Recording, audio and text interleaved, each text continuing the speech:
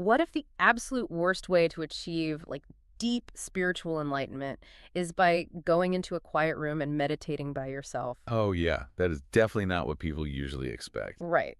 Because today we are looking at an idea that argues true peace requires the exact opposite. Like getting into red face, screaming arguments with someone you love. It's wild. It really is. Welcome to today's deep dive. So, we are exploring a really fascinating, honestly, deeply counterintuitive excerpt from a text called Chapter of Celestial Cultivation, Article 5, Seeking Kindred Spirits, Gradually Transcending the Mundane. And that is by an author named Shuefeng. A very hefty title, but the core ideas are so relatable. Absolutely. And our mission today is to figure out why escaping the exhausting, mundane daily grind doesn't actually mean isolating yourself. In Yeah. fact, achieving a higher spiritual plane seems to require getting incredibly and sometimes messily entangled with another human being. Right, which completely dismantles the popular stereotype of the solitary spiritual seeker. I mean, we all know the image, right? Oh, sure. The lone ascetic in a cave. Exactly. The guy on a misty mountaintop, surrounded by total silence. The underlying assumption there is that uh, other people are simply noise. Just a distraction. Yeah, they are the friction holding you back. And if you want true peace, well, you have to run away from human society and just look inward. But Weifeng's philosophy flips that entirely on its head, suggesting that isolation is actually a massive trap. Okay, let's unpack this. Because to understand why isolation is a trap, we first have to look at how Swiffing views normal, everyday human society. Which is not very favorably, to be honest. No, not at all. He describes the secular world as being completely packed with trivialities. There's this specific, wonderful phrase he uses where he says, everywhere you look, east is short, west is long. I love that. That phrase perfectly captures the constant petty distractions of our daily lives. Yeah, the gossip and all that. Right. There's the comparing, the endless minor dramas, the keeping up with the Joneses.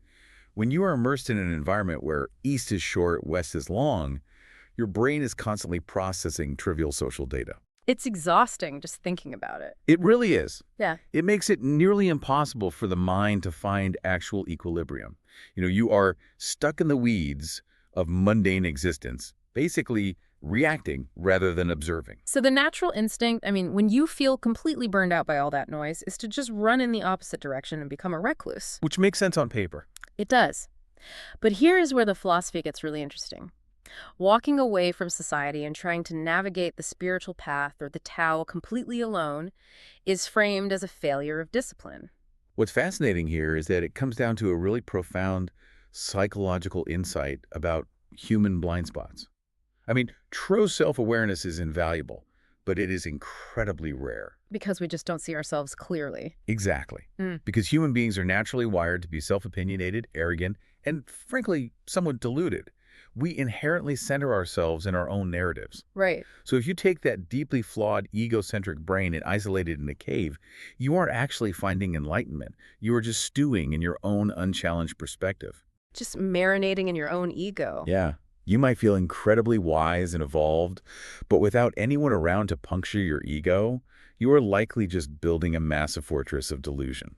I was actually trying to think of how to visualize this, and it reminds me of trying to perfect your form at the gym. Oh, okay. Like lifting weights? Yeah, exactly. Imagine you are trying to learn how to do a heavy barbell squat, and you decide the best way to do it is to go into a dark, empty room with no mirrors and just feel it out. That sounds like a recipe for a back injury. It totally is. But you might be standing there thinking, wow, my form is absolutely flawless. I am perfectly balanced. Like you feel completely physically self-aware. If you're actually completely crooked. Right. In reality, you are leaning heavily to the left, your back is totally arched, and you are completely off balance.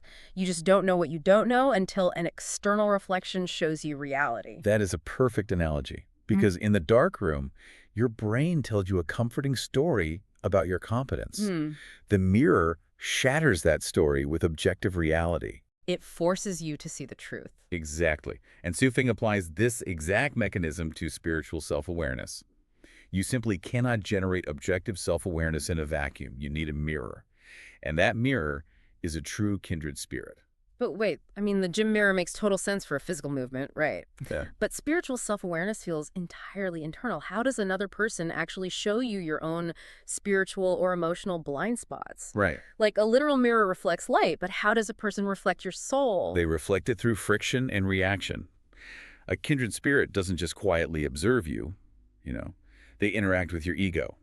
When you are arrogant, they push back. They call you out. Exactly. When you are acting out of fear rather than wisdom, they call it out because they know you deeply enough to recognize your patterns. They serve as an external benchmark to actively check your innate delusions. Which makes finding this person an incredibly high-stakes mission. And Feng does not sugarcoat how difficult this is. No, he really emphasizes the rarity. He does. It is framed as a lifelong endeavor. He points out that flowers are easy to obtain, money is easy to acquire, but a true spiritual companion is rarer than wealth. You could literally search the heavens and the underworld and still come up empty. But the payoff for finding one is framed as fundamentally transformative. There's a beautiful, almost fractal concept introduced here. The text says, a single grain of sand contains an entire universe. One true kindred spirit opens the gateway to a celestial paradise. That's a beautiful way to put it. Right. You don't need to conquer the whole world or win over massive crowds to understand the universe. You just need one profound, completely authentic connection to unlock that higher plane of existence. Now, we do need to be very clear about what this connection actually looks like, because the anatomy of this relationship is much more chaotic than you might expect. It's definitely not what you'd picture for a peaceful monk. Not at all. What makes someone a true mirror? Well, first, there's an absolute requirement of equality. You treat each other as equals, you discuss profound philosophies together, and there is a level of intimacy where you can share a bed without any discomfort. Right. A deep comfort with each other. But the defining characteristic, and honestly the one that totally caught me off guard, is that you have to engage in fierce arguments. Yeah, the dynamic is intensely passionate. If these two kindred spirits don't see each other for a few days, they feel this restless sorrow, almost as if they're mourning a great loss. But when they are in the same room, it is not just serene, quiet meditation. Not at all. The cycle goes like this. In the morning, you quarrel until your faces are literally red with anger, and you sway you are never going to meet again. You just storm off. Very dramatic. Extremely. But then, before sunset, that same person shows up at your door with a bottle of strong liquor, specifically erguatu, which is a type of Chinese spirit grinning mischievously and vowing never to part. It is a complete emotional roller coaster. It is the complete opposite of detached, sterile asceticism. It really is. But I have to ask, and maybe you can shed some light on this, isn't spiritual cultivation supposed to be about attaining ultimate peace and tranquility? That's the common assumption, yeah. So why all the fighting? Why are we celebrating red-faced arguments and dramatic reconciliations over alcohol? It sounds exhausting, not enlightened. Well, it goes back to why the recluse fails. Growth requires resistance. If you just want a superficial, sort of fragile sense of peace, you can sit alone in a room and coddle your own ego. Right. But if you want actual resilient spiritual growth, you need someone who is going to challenge you. The fighting is the polishing of the mirror. Oh, I see. Those red-faced arguments are the exact moments where your ego is being challenged, where your stubbornness is being exposed. So it is essentially the stress testing of your character. Precisely. Without a companion to provide that friction, life becomes pitiful and sorrowful. The philosophy argues that without this mirror, a person inevitably swings to one of two unhealthy extremes. Well, you become either completely self-absorbed and arrogant, or you become self-deprecating and despondent. You just lose your center because there is no one there to ground you in reality. Wow. And there's a striking metaphor used to describe a life without this companion. Yeah. It says you are like a flower blooming with no one to admire it, a leaf falling with no one to grieve. Oh, that is incredibly tragic. You might be blooming like, you might be achieving things or developing as a person, but it is a hollow, totally isolated event. Well, exactly. So having established why this fiercely argumentative mirror is absolutely necessary, the conversation in the text takes a very sudden, really vulnerable turn. Here's where it gets really interesting, because we shift from this idealized picture of a perfect companion to Sui Feng's deeply personal frustrations in the real world. Yeah, we step out of the abstract theory and straight into the messy reality of trying to actually build a spiritual life. Xu Feng opens up about his own organization, a spiritual community he founded called Lifechanyuan. He founded this space to gather fellow seekers, hoping to walk this path together. And he says he treats everyone who enters with respect, offering praise and guidance, but he hits a massive wall regarding his own spiritual companionship. He does. He talks about facing constant setbacks due to what he perceives as his humble origins and lack of worldly sophistication. Right. He essentially maps out a social and spiritual hierarchy that leaves him feeling completely isolated. He observes that those who possess greater wisdom or status simply won't associate with him. So you brush him off. Yeah, and those who are truly on his level, his actual equals, are often too ambitious. They want to build their own domains and be the leaders of their own movements rather than align with him. And then there are his devoted followers. Within Lifechanyuan, there's an inner circle he refers to as the Chanyuan Celestials. Right. He mentions several of them by name like Hoshan, Taiji, Wuji, Penglai, Wanian, Biyun, Tianshan, and Kanghai, and expresses this deep affection for them. He says they are an integral part of his existence, as precious to him as life itself. But then he asks a heartbreaking question, doesn't he? He really does. He asks, can he find even one among them with whom he can argue, then laugh and get drunk under the stars? And the answer implicitly is no. And it highlights a crucial nuance about the mirror concept.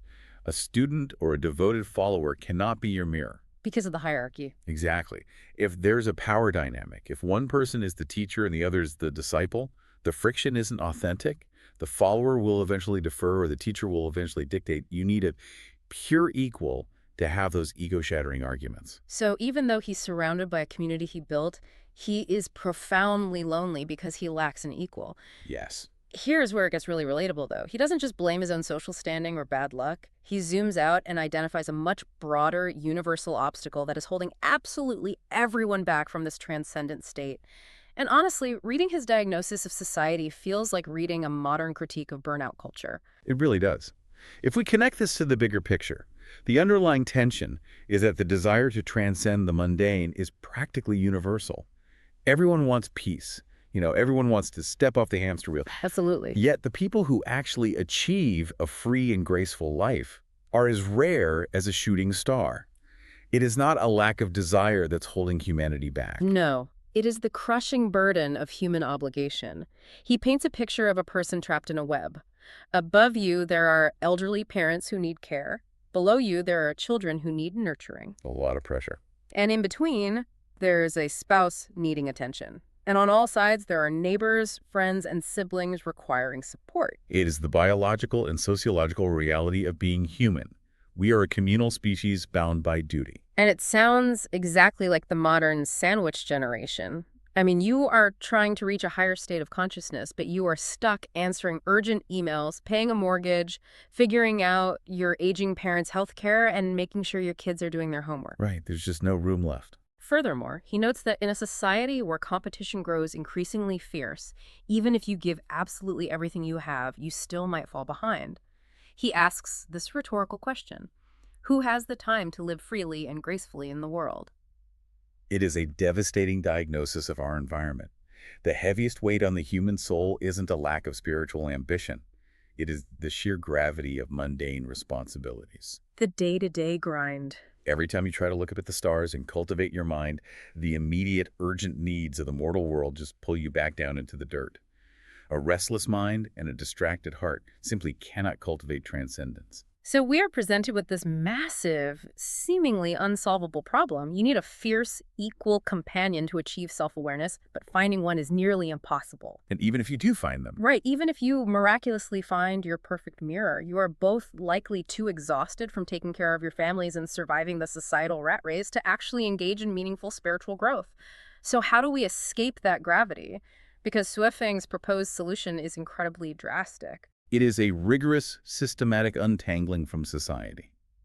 The philosophy states that the only feasible way forward is to gradually sever worldly attachments. Now, we need to clarify that this isn't a call to just abandon your family in the middle of the night. Oh no, definitely not. He is very specific that you must first fulfill your core biological and ethical duties. You have to give your heart completely and finish your obligations to your parents and your children. But once those foundational duties are fulfilled, the mandate becomes strict detachment. The goal is to slowly, deliberately distance yourself from all other secular ties. So no more networking events. Exactly. If a relationship naturally exists, you accept it peacefully. If it fades, you embrace its absence. But the cardinal rule is to never, ever intentionally entangle yourself in new worldly bonds. No new networking, no new social drama, no taking on new obligations just to feel important. You basically just stop feeding the web. By stopping the intake of new worldly ties, you can slowly bleed off the pressure of the mundane world and begin to approach what he calls the celestial realm. And to give us a taste of what that celestial realm actually looks like in practice, he shares a recurring, highly detailed dream. It is this utopian vision of living with his inner circle, his fellow seekers, far removed from society. And the daily schedule of this dream is fascinating because it is so specific. Yeah, it provides a really clear blueprint for a life completely stripped of artificial societal pressure. Let's walk through a day in this utopia. At dawn, they climb mountains, chop wood, fetch water, and plant melons in the fields. It starts with hard, physical, grounding labor. Getting connected to the earth. Exactly. Then at noon, they retreat to the shade of the trees. They sit together, discussing profound scriptures and philosophies while sipping tea, accompanied by the sound of a traditional stringed instrument, a guqin. Notice the balance there. Yeah. The morning is anchored in physical survival and connection to the earth. The afternoon shifts to high-level intellectual and spiritual engagement. It is a perfectly balanced human rhythm. It sounds lovely. Then in the late afternoon, the tone shifts again. They play. They chase each other through forests and streams like children. It is a complete unburdening of the adult ego. Just pure joy. And finally, at night, they meditate in the quiet, refining their spirits to shed the last remnants of mortal attachment. It is a profoundly beautiful vision of communal simplicity. But even as he dreams it, Xuefeng remains grounded in the brutal reality of how hard it is to get there. He ends his thoughts with a distinctly somber historical metaphor. Right, the paths of Shu. Yes, he writes that cultivating the Tao is more challenging than ascending the heavens from the treacherous paths of Shu. For those unfamiliar, that is a famous reference in Chinese literature to a mountainous region with paths so steep and dangerous they were considered practically unnavigable. It is the ultimate symbol of an impossibly grueling journey. This raises an important question, right? He's acknowledging that the utopian dream is beautiful, but the act of actually pulling yourself out of the gravitational pull of ordinary life, transcending the mortal world, is the most difficult task a human being can undertake. So, what does this all mean? Bringing this all back down to earth for you, listening right now, what do we actually do with this? Is the goal to literally quit our jobs, stop making friends, and go chop wood in a secluded forest? Probably not practical for most of us. Right. Or is this highly detailed utopian dream just a beautiful fantasy born out of one man's profound frustration with modern burnout? Well, I think the real value isn't in taking the instruction to sever all ties as a literal immediate command. The true insight here is the diagnosis of our modern exhaustion. It forces us to recognize that our spiritual stagnation usually isn't a failure of willpower. It's not just us being lazy. Exactly. It's a consequence of our environment. We are carrying too much. We are drowning in east is short, west is long. We are. And paradoxically, the philosophy tells us that the way out of this overwhelming societal web isn't to run away into complete isolation. The way out is deeply intentional connection. That's the core paradox. To escape the exhausting, petty drama of the world, you don't reject humanity. You find one specific, extraordinary human being, your mirror. Your kindred spirit. You dive deeply into that connection, allowing them to argue with you, shatter your ego, and bring you back to reality with a bottle of liquor and a laugh under the stars. Enlightenment is not a solo mission. Far from it. It demands a fierce, equal companion to reflect your blind spots, and it requires a conscious, difficult untangling from the daily grind, refusing to let the trivialities of the world consume your finite energy. So think about the people in your life right now. Do you have a true kindred spirit? Someone who challenges you, who refuses to let you settle into arrogance, and who keeps you deeply, sometimes frustratingly, grounded. And, we have spent this entire time talking about how crucial it is to find someone to act as your mirror. But that leaves us with a much more intimidating inward-facing question to mull over. What's that? Are you brave enough and brutally honest enough to be that red-faced, truth-telling mirror for someone else?